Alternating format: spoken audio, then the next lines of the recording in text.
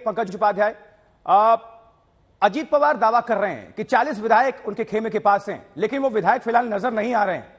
तो अभी माफ करिएगा, समीकरण क्या है और वो विधायक आखिर हैं कहां जो जिन पर दावा किया जा रहा है अजीत पवार की तरफ से कि 40 हैं हमारे पास?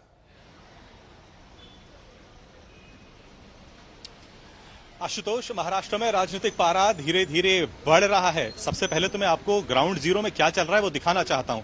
अजीत पवार के घर देवगिरी में इस वक्त हम मौजूद हैं और 11 बजे बताया जा रहा है कि एक मीटिंग होने वाली है। तो शायद ये एक मीटिंग शक्ति प्रदर्शन का रूप भी ले सकती है, क्योंकि वो तमाम नेता जिन्होंने कल शपथ ली थी वो धीरे धीरे यहां पर आने लगे हैं। साथ ही जिनमें दिलीप वलसे पाटिल मौजूद हैं। दिलीप वलसे पाटिल शरद पवार के क्लोज कॉन्फिडेंट रहे दशकों से।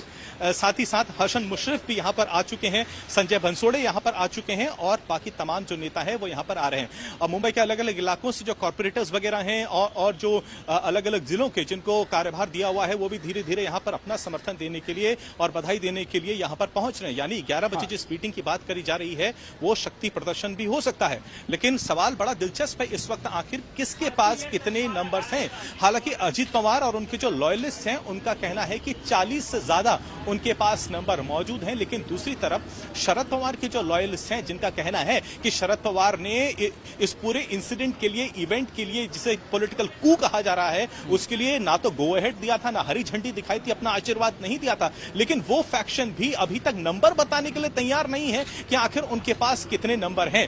आशुतोष, ये बात तो तय है। जब महत्वपूर्ण सवाल पूछा जा रहा है क्या शरद पवार को इस बारे में मालूमात थी या उनकी देखरेख में ही यह पूरा कदम उठाया गया है जैसा कि 2019 में हुआ था, तो यह बात तो तय है कि यह डिसीजन ओवरनाइट नहीं लिया गया है। ऐसा नहीं है कि शरद पवार आश्चर्यचकित हो गए, उनको पता ही नहीं था ये कैसे हो गया। शरद पवार को यह बात मालूम थी और सोर्सेज इस वक्त बता रहे हैं कि शरद पवार ने यह कह दिया था अजीत पवार को और बाकी नेताओं को कि अगर उन्हें भारतीय जनता पार्टी के साथ जाना है वो जाएं, लेकिन वो अपना स्टैंड क्लियर रखेंगे और ऑपोजिशन सीट में ही बैठना चाहेंगे। लेकिन बात साफ है, निगाह शरद पवार की भी 2024 पर गड़ी हुई। जी शुक्रिया पंकज आपका इस खबर पर दर्शकों को जानकारी पहुंचाने के लिए। अब दीपेश त्रिपाठी का रुख कर लेते हैं। सीएम आवास के पास इनकी मौजूदगी है। दीपेश, आज बैठकों का दौर है महाराष्ट्र के अंदर, तो कहां पर क्या हलचल होने वाली है और क्या अपडेट है इस वक्त मुख्यमंत्री आवास के आसपास से?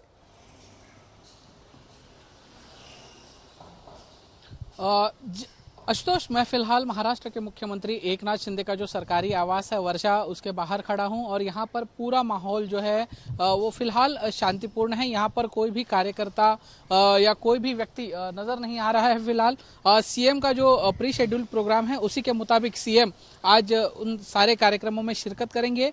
और सबसे महत्वपूर्ण बात जो है वो सीएम या जो अन्य पक्ष हैं जैसे कांग्रेस हो या शिवसेना उद्धव बाला साहब ठाकरे हो, वो फिलहाल वेट एंड वॉच की भूमिका में है। कल शिवसेना उद्धव बाला साहब ठाकरे पार्टी की एक बैठक होने वाली है जिसमें उनके राज्य के जो नेता और पदाधिकारी हैं वो शामिल होंगे। और लेकिन फिलहाल एकनाथ शिंदे गुट जो है वो फिलहाल वेट एंड वॉच की भूमिका में है। कल भले ही उन्होंने अजीत पवार का स्वागत किया था, उनके सरकार को समर्थन देने का उन्होंने स्वागत किया था, लेकिन कहीं ना कहीं अंदरूनी नाराजगी जरूर होगी, क्योंकि एकनाथ शिंदे सरकार को 1 साल पूरे हो गए हैं। यानी जो लोग एकनाथ शिंदे के साथ गए थे उनको 1 साल हो गए, लेकिन अभी भी कुछ लोगों को मंत्री पद नहीं मिला है, उनका विस्तार नहीं, मंत्रिमंडल का विस्तार नहीं हुआ है। लेकिन एक अजीत पवार कल ही सरकार को समर्थन देते हैं और कल ही उनके साथ उनके 8 विधायक मंत्रिमंडल में शामिल हो जाते हैं। तो इस बात को लेकर कहीं ना कहीं अंदर खाने में थोड़ी बहुत नाराजगी है जो अभी साफ तौर पर उभर कर सामने नहीं आ रही है। आशुतोष, बिल्कुल दीपेश, आप नजर बनाकर रखें। अब हम रुक करेंगे पंकज खेलकर का, हमारे सहयोगी सतारा में जहां शरद पवार की जनसभा है, जहां शक्ति प्रदर्शन एक तरह से कह लीजिए, उस काफिले को फॉलो कर रहे हैं। पंकज, किस तरह से आप वहां पर देखते हैं, क्योंकि जनसभा बेशक इसे रखा गया है क्योंकि कल की हैपनिंग के बाद अगर आज शरद पवार जनसभा को संबोधित करने जा रहे हैं तो एक तरह से यह शक्ति प्रदर्शन के तौर पर ही इसे देखा जाएगा। देखिए आशुतोष, शरद पवार और उनके जो समर्थन में लोग आए हैं, उनके जो नेता मंडली आए हैं, वो अभी पुणे सातारा हाईवे पर है। उनका काफिला अभी सातारा शहर से गुजर रहा है और यहाँ पर जो देखने को मिल रहा है कि बहुत ज्यादा संख्या में लोग आए हैं। और जैसे कि आपने कहा कि यहाँ पर वो संबोधित करेंगे आज एक जनसभा को, लेकिन उसके पहले जो कराड़ शहर है वहां पे जो शरद पवार के गुरु हैं, उनके जो मेंटर थे, जिन्होंने शरद पवार को पहला मौका दिया था 1966 में चुनाव लड़ने का बतौर विधायक, और जो स्वर्गीय यशवंतराव चौहान, उनके समाधि पर आज वो अभिवादन करके फिर आगे का जो उनका सफर है, उनका जो उन्होंने किया है कि हमें वापस से शक्ति जुटानी है, उसके लिए वो निकल पड़ रहे हैं।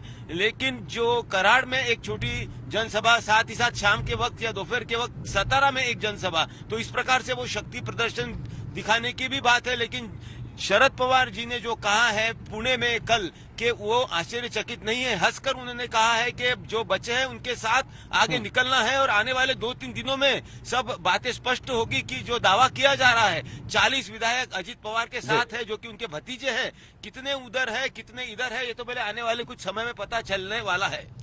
बिल्कुल पंकज खेलकर, आप नजर बनाकर रखें। और कमाल की बात, जिस तरह से आपने कहा कि गुरु को नमन करने जा रहे हैं, आज गुरु पूर्णिमा का दिन भी है, तो गुरु को याद कर रहे हैं। और एक दिन पहले गुरु दक्षिणा के तौर पर अजीत पवार ने, क्योंकि गुरु मानते थे शरद पवार को, किस तरह से खेल हुआ महाराष्ट्र में, ये चौंकाता है और बताता है कि राजनीति क्या है।